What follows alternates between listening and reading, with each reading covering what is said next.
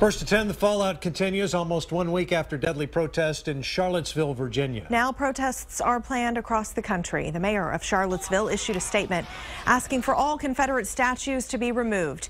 Meanwhile, murder suspect James Fields Jr. now faces 5 additional criminal charges. He's accused of driving his car into a crowd and killing a woman who was protesting white supremacists. 12 hours from now, a rally will begin in downtown Austin. Upwards of 1,500 people expected at the rally against white supremacy at the Austin City Hall. City leaders and police say they'll be prepared for the crowd. Review is launched to look over Confederate monuments and markers at the Texas State Capitol. This map lists all of the monuments and markers on the grounds. 2 of the most noted Confederate statues, the Hood Brigade, which is number 2 on this map, and the Confederate Soldiers, which is 19. On top of that, there are 20 historical markers shown by an H on this map. Those would include the Civil War cannon and the Children of the Confederacy Creed. But what goes into removing these? KXAN's Phil Prazen takes an in-depth look at the process and who ultimately makes the decision. I can see having them up because they're beautiful works of art. A monument to Confederate soldiers with Confederate President Jeff Davis standing tall in the middle. One to Terry's Texas Rangers, who fought for the South, and a brigade of soldiers led by General Hood. Jared Millen from Wisconsin says keep them up to continue the discussion. Part of our history as a nation, good and bad. But some think if it leads to pain, find a solution. You find out what's the root cause of what's causing somebody to feel a certain way, and then you address that.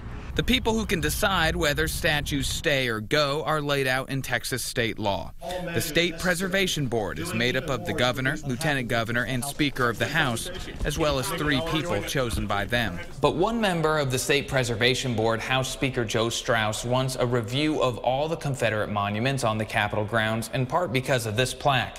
One of his members walks by it every day, who's an African American, and doesn't like how it says that the Civil War was not a rebellion and it was not about slavery. Both Lieutenant Governor Dan Patrick and Governor Greg Abbott say they do not favor taking down the monuments because they remind us to discuss and learn from our history and not repeat past wrongs.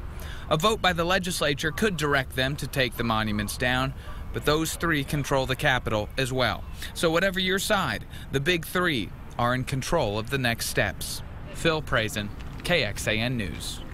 We also checked with Austin's mayor to see if he's pushing for any Confederate markers on city property to be taken down. His office telling us that beyond street names, they are not aware of any symbols or statues tied to the Confederacy. But he does support council members' efforts to change the name of Robert E. Lee Road in South Austin and Jeff Davis Street in Central Austin. Still, that will take time as emergency departments, the U.S. Postal Service, and local utilities must give approval. A public hearing would also likely be needed before the council can vote on any changes. Former